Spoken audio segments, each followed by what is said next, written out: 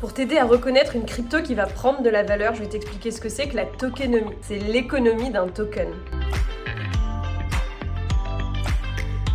Mais avant, je te rappelle ce que c'est qu'une crypto. Donc, une crypto, c'est toujours une monnaie digitale qui sert en fait à faire des échanges de valeurs qui sont d'un nouveau style. Une crypto, c'est toujours associé à un projet crypto. Et donc, tu peux retenir qu'une crypto, c'est une monnaie digitale qui permet à un projet blockchain de fonctionner. Je m'étais dit que j'allais t'emmener avec moi dehors, mais vu le temps qu'il fait, ça m'étonnerait.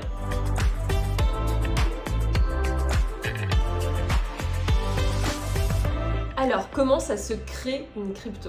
Au moment de la création d'une crypto, tu vas définir en avance des règles que tu pourras pas changer. Ce sont des règles qui sont enregistrées dans un smart contract. On a déjà fait une vidéo dessus, je crois. C'est des bouts de code que tu ne peux pas modifier. Par exemple, dans le code de création du Bitcoin, il a été défini qu'il y aurait 21 millions de pièces et pas une de plus. Donc le Bitcoin, c'est un peu comme ce puzzle. On peut pas modifier le nombre de pièces une fois que ça a été décidé.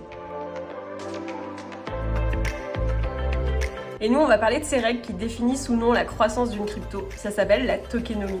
Une crypto, elle a son cours qui évolue en fonction du cours du marché, donc de l'offre et de la demande. C'est une équation assez simple. Pour qu'une crypto fasse de la croissance, il faut que l'offre de crypto soit moins grande que la demande de crypto. Et il y a des facteurs que tu peux maîtriser pour favoriser cette situation. Ces facteurs, tu vas les provoquer avec les règles qui régissent la crypto. C'est la tokenomie. Tokenomie, c'est juste l'abréviation de token et de économie. C'est l'économie de la crypto que tu vas créer avec les règles que tu vas enregistrer au moment de la création de ton token.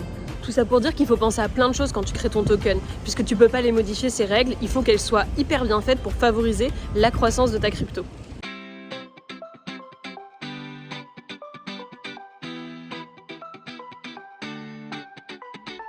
Tu me suis toujours? Et ça veut dire qu'il y a deux choses pour contrôler la croissance d'une crypto. Soit contrôler l'offre de crypto en circulation, soit contrôler la demande de crypto en circulation. Contrôler l'offre de crypto, ça veut dire contrôler le nombre de pièces qui est en circulation. Et pour ça, tu peux jouer sur plusieurs tableaux. Combien est-ce que tu crées de pièces au lancement du projet, donc à l'ICO? Combien tu en donnes à l'équipe du projet? Quel pourcentage de pièces tu vas garder pour la trésorerie et l'évolution du projet? Pour aider au lancement, il y a très souvent des projets qui font appel à des fonds d'investisseurs. Et c'est comment est-ce que tu mets en place des actions pour que tes investisseurs ne revendent pas leurs cryptos dès les premières victoires pour faire de l'argent rapide, alors que ça va faire baisser son cours. Un autre mécanisme que tu peux mettre en place, ça s'appelle le burn. C'est quand tu vas détruire des cryptos qui sont dans la nature de manière régulière pour faire en sorte qu'il n'y ait pas trop d'offres par rapport à la demande. Et toutes ces infos, tu vas les retrouver dans le white paper de tous les projets. Est-ce qu'on devrait pas appeler ces vidéos « Balade-toi avec Caro et découvre les cryptos ». Donc l'autre élément important, c'est de travailler sur la demande. Pour la demande, en vérité, ce que tu peux faire un petit peu, c'est faire en sorte qu'il y ait de la fame autour de ton projet. Donc faire en sorte que les gens en parlent, que ça soit bien marketé, etc. Mais le plus important, c'est de faire en sorte que d'une part, que ton projet soit utile évidemment, mais aussi que ton token ait une utilité autre que simplement de l'échange d'argent. Est-ce qu'il permet également de payer des choses en dehors du projet? Est-ce que ça te permet aussi de donner ton avis sur la gouvernance de l'entreprise? Est-ce qu'il est nécessaire pour accéder à certains services? Tout ça, ça veut dire que ton token, si pour toi il n'a pas l'air méga utile, en t'étant renseigné sur ces différents éléments-là, c'est que probablement il ne l'est pas.